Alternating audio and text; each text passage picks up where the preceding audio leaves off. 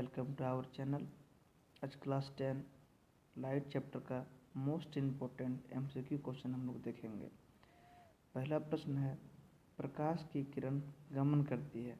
तो प्रकाश की किरण गमन करती है हमेशा एक सीधी रेखा में, है ना, हमेशा एक सीधी रेखा में गमन करती है। नेक्स्ट प्रश्न है, प्रकाश का न्यूनतम वेग न्यूनतम होता है। तो प्रकाश का वेग न्यूनतम ऑप्शन में दिया है उसमें से कांच में होगा और सबसे तेज ऑप्शन के अनुसार निर्वात में होगा। तो न्यूनतम पूछा है तो इसका सही उत्तर कांच हो जाएगा, है ना।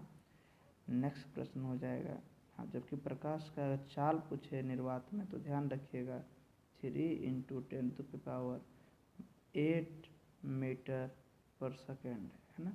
आगे ऑब्जेक्टिव में प्रश्न होगा। नेक्स्ट प्रश्न है, मोटर गाड़ी के चालक में सामने लगा होता है। तो चालक के सामने लगा दर्पण जो होता है वह उत्तल दर्पण होता है, ध्यान रखिएगा, उत्तल दर्पण, है ना। ठीक है। नेक्स्ट प्रश्न है आपका, मोटर कार के हेडलाइट में लगा दर्पण कौन सा होता है। तो मोटर कार के हेडलाइट में जिस दर्पण का हम लोग प्रयोग करते हैं वह आपका अवतल दर्पण होता है। कौन सा दर्पण होता है? अवतल दर्पण होता है। नेक्स्ट प्रश्न है, समतल दर्पण द्वारा बना प्रतिबिंब कैसा होता है। तो समतल दर्पण द्वारा बना प्रतिबिंब काल्पनिक होता है, काल्पनिक होता है। नेक्स्ट प्रश्न है, लेंस का SI मात्रक क्या होता है। तो लेंस का SI मात्रक डायोप्टर होता है, तो ध्यान रखिएगा। नेक्स्ट प्रश्न है, प्रकाश की किरणें का पथ दर्शाने के लिए चित्रों को कहा जाता है। जिससे प्रकाश की किरण को दर्शाया जाता है उन चित्रों को आरेख कहते हैं। क्या कहते हैं? आरेख कहते हैं। नेक्स्ट प्रश्न है कि 2 डायोप्टर क्षमता वाले लेंस का फोकस दूरी कितना होता है।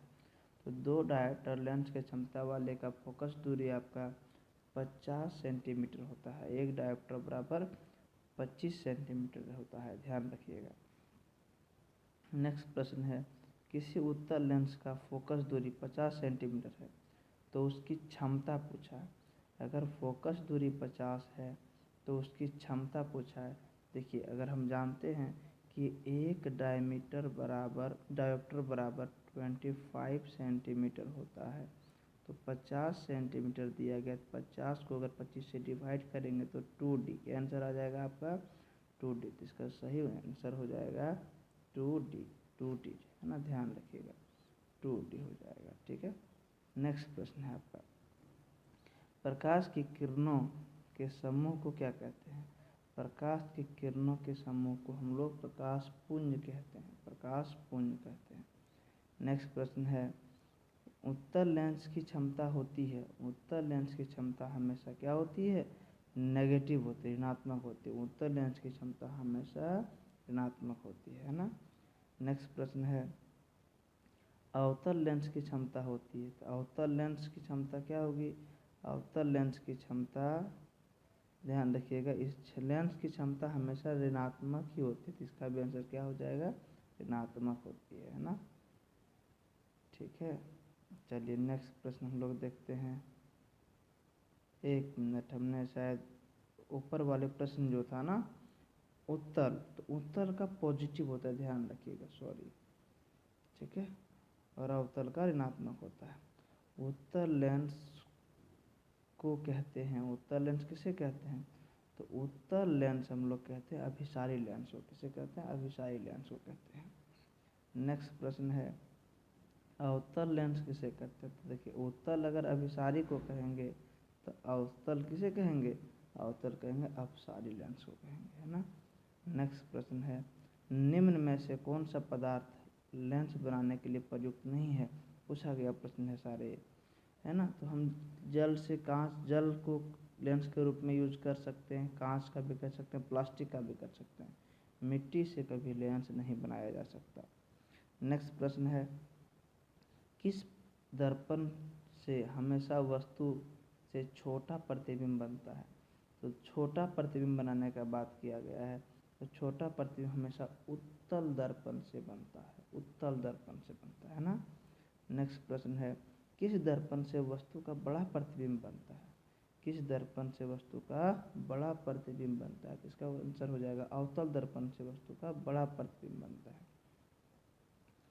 प्रकाश के परावर्तन के कितने नियम होते हैं? प्रकाश के परावर्तन के हमने पढ़ा है कि प्रकाश के परावर्तन के मुख्यतः 2 नियम होते हैं। नेक्स्ट प्रश्न है, जब प्रकाश की किरण हवा से कांच में प्रवेश करती है तो क्या होता है?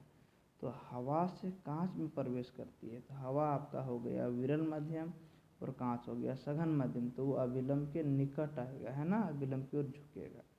नेक्स्ट प्रश्न है, फोटोग्राफिक कैमरे का अभिदृश्य होता है। फोटोग्राफिक कैमरे का अभिदृश्य कैसा होता है? उसका अभिदृश्य उत्तल लेंस का बना होता है ना, उत्तल लेंस का बना होता है। नेक्स्ट प्रश्न है, साइड मिरर के रूप में प्रयुक्त होता है। तो साइड मिरर के रूप में प्रयुक्त होता है उसे उत्तल दर्पण कहते हैं। ठीक है, तो ध्यान रखिएगा।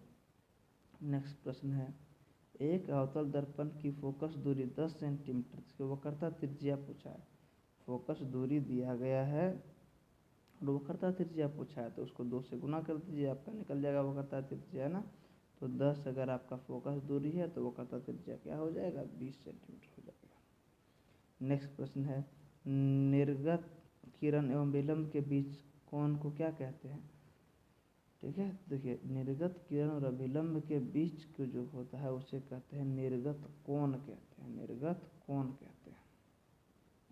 सरल सूक्ष्मदर्शी में किसका उपयोग किया जाता है?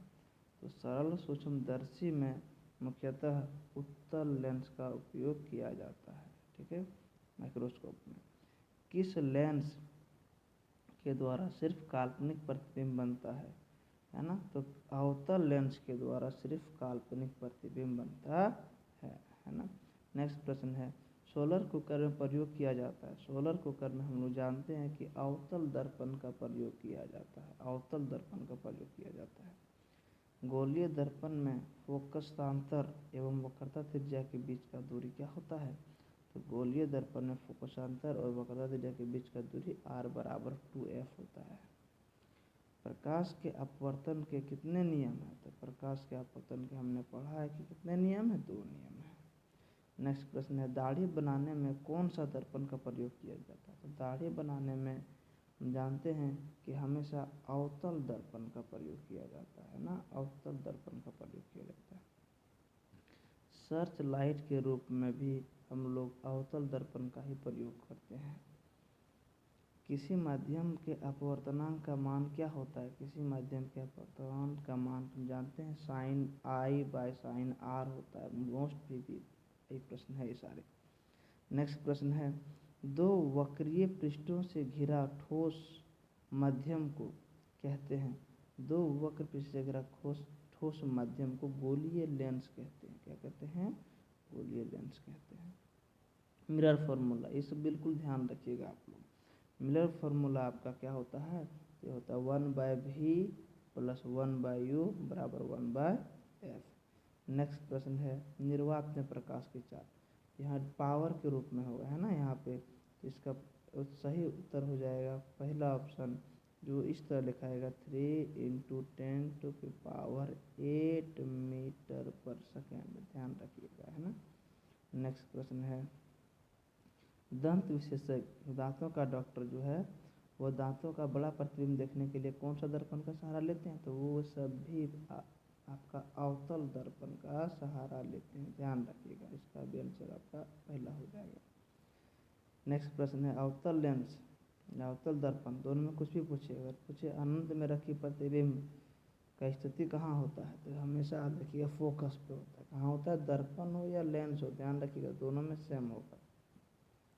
अवतल लेंस की मुख्य फोकस पर रखे बिंब का प्रतिबिंब की स्थिति, देखिए अवतल लेंस का बात कर रहा है ना, तो अवतल लेंस का मुख्य फोकस पर रखे प्रतिबिंब प्रकाशीय केंद्र और फोकस दूरी के बीच बनता है। ठीक है, आपका अंतिम प्रश्न है कि उत्तल लेंस, एक उत्तल लेंस होता है तो एक उत्तल लेंस क्या होता है? किनारों की अपेक्षा बीच में मोटा होता है। ठीक है, प्रश्न 4।